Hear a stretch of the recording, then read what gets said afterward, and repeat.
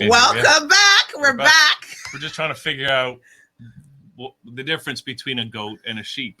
Yeah, right? they had a commercial on, and we could. They probably saw it. They were probably watching. I said to you, maybe I don't know which one is the goat. The sheep, but I asked him, and he said he don't know. They kind of look like alike, but they're very different. But anyways, no, we respect the farmer. You know, don't take anything to it. I guess we have to be educated. We better, because otherwise, what would we be eating, right? Okay, well, let's get on because they don't want to hear us much. We want to hear our featured guest, Alton Morgan of AMP Studio Cafe. And there he is. Oh, thank you very much. Welcome. It's great to have you here, Alton. And what's really great is that you're going to be helping with the King Yuja videos a little bit later on. Shooting, yeah. And it's great to have you here. I mean, I would love to have you here all the time. And appreciate that. We're working on that. Yeah, to make that happen. So, but first, where is Alton coming from? Because we have to let our viewers know. Where am I coming from? Yeah. Toronto, Canada. I have a AMP Studio Cafe. That's AMP Studio Cafe at 154 Oakwood Avenue at St. Clair, Oakwood and St. Clair. And it's a studio cafe, meaning that it has, it's a cafe which you can get your coffees with all your espresso recipes need be, as well as we do a little bit of a fusion with the food, because Toronto being the cultural mosaic, we actually fuse the food with the little Caribbean flavors. So it's like Italian / Caribbean, Chinese / Caribbean, like, for example, ackee and saltfish spring roll. Okay, so you people, you hear that one. So where do you come from in the Caribbean? So you could shout out to your people. Well, I'm Jamaican born, Clarendon. Shout out. Big up to all the people in Clarendon. Clarendon, let's go in Jamaica, because they're gonna want to know where you're coming from, because we got people all over the Caribbean watching this. What part of Jamaica is that?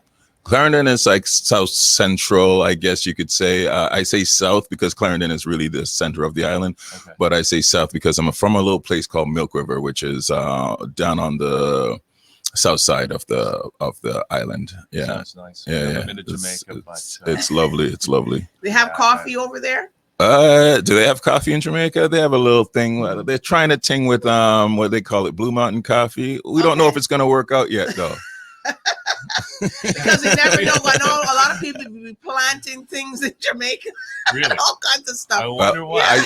I should say that Blue Mountain coffee happens to be the most expensive coffee in the world, and many people say it's the best coffee in the world, but a lot of folks in Ethiopia will disagree. Oh yeah. Yeah. Well, I've been at Alton's studio before, and I like it. He's excellent. He works for all the major TV networks and here in Toronto, Canada. Yeah. So Well, I want to find out what that story is a bit, because I know Alton. We've spoken before, and and I wanted to get into the recipes too. But let's since we're talking about the TV thing, how did you? I'm just wondering why you tapping before, Was I tapping you? Yeah. I don't want you to feel that I'm stealing all the questions here, because I got some questions too. I think you've known Alton longer than me. But keep it there. But Alton, I mean, I know you, because you used to work for Bravo. Yeah. You used to work for Much Music. That's right. Here in Toronto, those are big TV channels, and I'm just curious how you got into that business. Wow, how'd I get in? Well, this is what I studied in school, radio and television broadcasting. So, before I was finished school, I had the opportunity to work for a TV show called Electric Circus, which was a dance show. And I was the dance coordinator, I guess, because at age maybe 19, 20, they paid me money to go out to the clubs and find new dancers. That's the right word. And yes, you had to compete with Soul Train, right? That's right. Well, Soul Train, and I think around the same time period, Arsenio Hall did something called Beat Factory. So all these things, but Electric Circus was a really instrumental part of Canadian club, dance, music, history. People like Maestro Fresh West, people like Mishi Me, which is our king and queen of hip hop here in Canada. This is where they started out. So yeah, it was very, very. And he was in that Mishi Me video. So you better go check it out. That's right. But you gotta look really close. You gotta watch really carefully. Yeah. I was definitely in that. One of the first videos I worked on was "Let Your Backbone Slide" by Maestro Fresh West, and then we started doing a series, including Mishi Me's Jamaican funk. So you did that video? Well, I didn't. I was very young, so I was a production assistant on that video. This is directed by a gentleman by the name of Joel Goldberg, amazing director and a really instrumental part of Toronto's music scene. Yeah. Amazing. Wow. So you were going to the clubs and finding good dancers. That's right. And then you do what you would just invite them to come down to the. Yeah, that was the job, to invite them to come down to Electric Circus and make sure that they're well taken care of. And that was pretty much it. After a while, I left that and started working on New Style Arts Channel, which was Bravo. Which is 95, I believe it started, and was the DOP. So we did jib, Steadicam, lighting, everything possible. So yeah, that was a part of the game too. And because I saw you this morning as we were getting ready to work with King Yucha. Boy, it was like you were just like all over that software, all over that. Well, that stuff I know. This is like the back of my hand at this stage. It's like it's really cool. The interesting thing with the cafe is that I really wanted to start doing some more live streams and stuff like that. But my principle, it's 3 years now that I've had the shop open. And to be honest with you, I've been like working on my recipes and baking and stuff like that, which I never thought I would be into, to be honest with you, because I'm really a TV guy. So now that I feel pretty good about that, time to get back to the production. Oh, that's great. Oh, wow. Well, we had some of your recipes. You brought some of the stuff in a couple of weeks ago. I believe you tried the jerk chicken poutine, which is, of course, jerk chicken with I want to say Quebecois poutine, style. So it's like, but I put mine with plantain and feta cheese instead of the cheese curds. The curds. I'm not a big fan of curds. That's really what it is. So I apologize to all Quebecois. It's crazy though. I don't even know if people in the Caribbean know what poutine is, but it's people, we're French. Some people know about it. French fries with gravy and cheese curds is basically the deal. But then I add a little jerk chicken with that, with the jerk chicken gravy and feta cheese instead of cheese curds, and plantain on top of it too, like freshly fried plantain chips. So you get a little bit of that sweet with your spicy. See, this is the problem with doing a show at lunchtime, and we haven't had a lunch yet. And then Alton's coming in here talking about all this food. I should have brought some stuff in. I just wasn't prepared today. I should have brought some stuff in. But oh yeah. Next time for sure, though. Next time for sure. But my favorite I like is this the jerk chicken ball that has rice and peas and jerk chicken inside of it, and it's made like a pastry around it, and it's really neat. And you have plantain on the side, and he has coleslaw, so it's like a meal all in one in this big ball. Yeah. It's a jerk chicken rice ball. Again, just stuff that I'm making up. But the Italians have a arancini, which is a rice ball with cheese. So what I did originally was trying to put it to ackee and saltfish, and it worked out so nicely that I thought, okay, I wonder if I could do this with rice and peas and jerk chicken, and that worked out pretty good too. So basically, you have the coleslaw at the bottom of the bowl, you have the jerk chicken rice ball breaded and then deep fried after you season the rice and get the coconut rice. Jerk chicken inside of that, and then you bread it and deep fry it. It's actually my signature dish right now. It's number one on my list. Well, I don't know if that's the signature one, but for the food, but for the baked goods, it's that banana bread. The banana bread took on a life of its own. It just started walking around and introducing itself to people. I'm not saying this man baked. What? He's making people look bad if you know, thought you made baked banana bread. Definitely, you have to bring some the next time. Oh, for sure. I should have brought some today. It's just, Yeah. I was worried about how I looked today, so I wasn't baking as much as I thought I should. I mean, we were running around desperately trying to get ready to be on time, start the show today. Yeah. So, I mean, we're all running around doing stuff. But now that we're talking about food, like, and I know I was asking about this, but it's the doubles.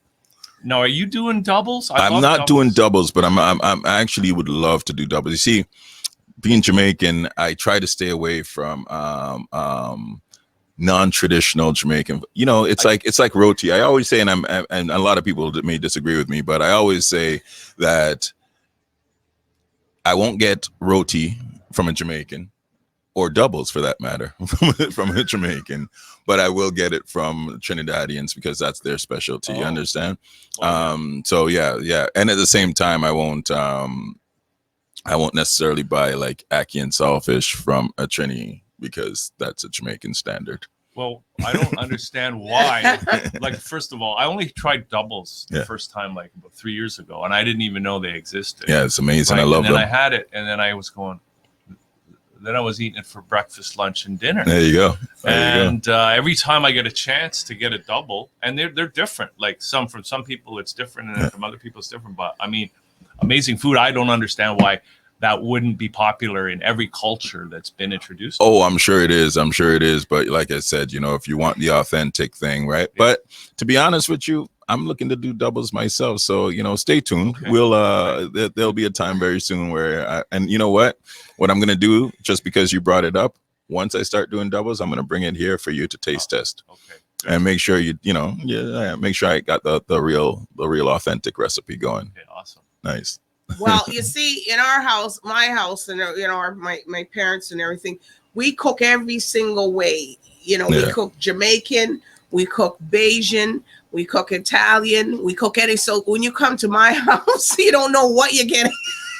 So it's a little different. It's a little different when it comes to us. We try to cook. We make ackee and saltfish. Nice. Also, and we make we pretty well adapt to. And what's your background? My background, my parents come from Barbados. Barbados, yeah. But I'm Canadian up here. But I can burn. I can put on some real. You can burn some. Burn some food. I can burn some food. Bubble up pot. She's from Moose Jaw. From Moose Jaw, Saskatchewan. Do you do the prairie oysters? No. What is a prairie oyster? Just out of curiosity. Should I really tell you what it is? I'm going to say this. It may offend some people, but the prairie oyster, I believe, is cow testicles. Yeah. Oh, see, she knows about it. She's from the prairies. We better, but I don't eat that. I haven't had it myself. Note yourself. Cow testicles. But something. But anyways, getting off of that. Is that supposed to be strong for your manhood, or what's the? You can research it. No. Yeah, I'm sure. I just don't know why there aren't entire chains of restaurants. Yeah. Prairie oyster. But I also want to say something to Alton. He at the cafe. He forgot to mention the main thing when people go there to the cafe is because he has excellent teas. Oh yeah. And the tea is hot, people. It's not like it's a lukewarm thing and you got to heat it up. It's real hot, and he makes some specializations with that. Although I understand, if you ask nicely, you could get cold tea if you really want it. Yes. I have a tendency to do a little cold tea, but but yeah. So we do the sour sapa leaf, fever grass, you name it. Moringa is a big seller, right? Super healthy. Right? Yeah, extremely healthy and really good for you. So good way to start your day, actually. Well, and Cersei, which is actually during this COVID times, I'm not trying to say these are like cures. Trust me, it's not a cure. But when you feel that little tickle in your throat in the middle of as we are now in the fall, Cersei is the key. Like it'll cut that, nip it in the bud.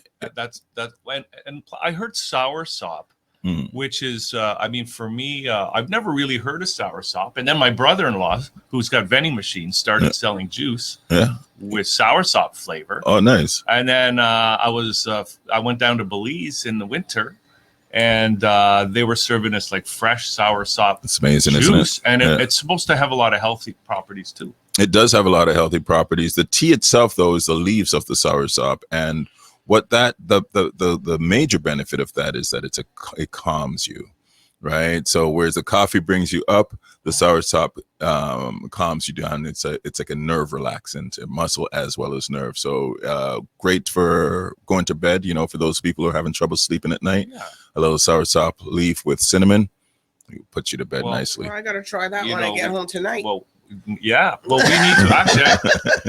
We keep meaning because I haven't come to your shop yet, but definitely want to come up there, and definitely now looking forward to sampling some of these teas, especially if they have a slight, they affect your state a little bit. Exactly. They have a little, I won't say medicinal, but that's what the right word. I won't say it, but that's the right word. Yeah.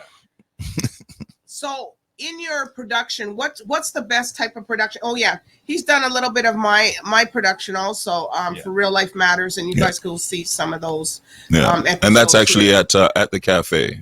Yeah, that's actually at the cafe, and you'll see you can those. See the cafe, the ambiance, and the whole thing. Yeah. And now, Alton, so you've been working in TV and productions, your real love, your real vocation, right? And in a sense, can we just talk a little bit about because I understand that at least in part your reason for opening the cafe was so you could have a place to continue doing your video stuff. That's right. Because it just seems that we got so many channels on TV now, and it just seems that a lot of the big names from either on camera or off camera from the big Canadian TV channels and networks, they're just being, it's like they don't want to pay them anymore, and they just kind of lay all those people, and it just seems like, well, Canada is like the second largest country in the world, but realistically it has maybe I want to say 3 maximum owners in television. So basically what ends up happening there is that things become pretty predictable, right? The beautiful thing about me working back in the 90s with Much Music City TV under Moses Neimer was amazing. As a mentor, this is a gentleman that was outside of the box from day one, and really looked up to him. Without him in the game as per se, like with the 3 major stations, it's very predictable and dull, and I think they need that kind of energy back again. Canada needs that energy that Moses Neimer created for Canada. Even now that City TV, he was a pioneer in terms of TV, and it's been now taken over by one of those. Yeah, by one of the 3. So I think it's Rogers. Rogers owns City TV now. Yeah, and it's just not the same. I mean, it's corporate. And even though it affects not only the TV channel, but it affects the whole culture. It affects Toronto's culture so much because this is the thing. Like back in the day, like again in the 90s, there with Moses running City TV, it was the most popular station, and I would dare to say in the world. Because I was there when various people from all over the world would come down and check it out. You'd see people from Finland, from the States, from all over Europe will come down and go, okay, this is the world famous City TV. Yeah. And, simple standards like the interaction, historically speaking, broadcasters are all sitting there very much static. Moses was the one that said, maybe stand up and talk and walk over to each other and have a conversation, and we'd shoot the transitions, and it seems automatic now, but he was the one that created that whole look, that whole deal. What you see CNN doing now and all the variations of various other production companies, they got that from the old days of City TV. Yeah, I can remember, and he did the Speaker's Corner too on TV. Speaker's Corner, brilliant. I hear it's coming back though. I hear it's coming back online. Well, I hope they do it right because to me they kind of jumped the shark towards the end. It just wasn't. I don't want to go into too much detail, but it wasn't as good as it could be. Yeah. But the idea that TV, instead of being a one-way medium, it was kind of like with City TV. It was like the audience was invited to participate. The brilliance of Moses is that the interaction thing was already there. Mm-hmm. Like it was before, the social medias and all that stuff. Like Speaker's Corner was a way to get the audience to share their voice and present their voice to the broadcast. And that's gone now, to be honest with you. I almost feel like here in Canada, a lot of the broadcasters do not care to hear the voice of the people anymore, because it seems to be more along the lines of dictating rather than listening. Well, you go even on. I know I'm doing all the time. You know what? I'm about to cut you off. and you can, but it's just like even when you watch clips of CP24 City TV, Global CTV, on YouTube, they've got the comments turned off. They don't even want the people to. They do not feedback. want to hear your comment. Yeah, because they're trying to. I don't think they're really trying to manipulate and mold public opinion rather than serve the public as an information. And this is why, and if you don't mind me saying, this is why I think television is, at least here in Canada, is starting to fall a little bit, just because without the interaction, without the engagement of the people, you're doing production in a vacuum. Mm-hmm. And if you're doing a production in a vacuum, people will not watch it. And I think the numbers show that right now, to certain broadcasters, certainly, like, people are not watching. But this opens up an opportunity for people like you and myself, which is to create something online and create something that people will be more inclined to watch, because they can hear their voice in what we display, what we broadcast. Right. And that's what we're doing today. That's what we're doing. And thanks to CaribVision TV for giving us the opportunity to be on CaribVision. And to show the people. So Alton, where can the people find you at if they want to engage your services and production? Alton Morgan, right? So if you Google that, Toronto, the location of Amp Studio Cafe, this is also, so you can find that on Instagram, you can find that on Facebook, all that stuff. And but Amp Studio Cafe at gmail.com is my email. 647-909-1724 is my phone number. That's 647-909-1724. And the women don't call. people call for production. You understand me? And if you are a young lady calling, please send a picture. You gotta watch it, giving out people your number these days. That's right. But it's 154 Oakwood Avenue is the location. So you're more than welcome to pop in anytime. Just pop into, because I'm generally there from like 10 till 8. So yeah, just pop in anytime. All right. Perfect. Okay. Well, it was great having you. Yes, thank you very much. Appreciate it. They think a 20-minute interview is long for TV, but we could. I don't find it long enough. Well, I want to thank you guys very much. I love what you're doing, and keep it going. It's amazing. Well, thank you. Thanks. Thank you. Because we want to see. And we're gonna see you come back. We're gonna have him come back again to give us a little update, or maybe we'll go down to a some banana bread. Interview CaribVision from down there. And we can have we'll try the doubles when they're ready. But in the meanwhile, we'll have those balls with the rice. The jerk chicken rice ball. And the poutine. And I do have vegan options too. So there's a kalaloo. There's a kalaloo rice ball, which is quite lovely as well. Fantastic. Okay. Well, we're okay. We're gonna have to wait till the show's over to eat. We can't eat now. We're hungry, but we can't eat.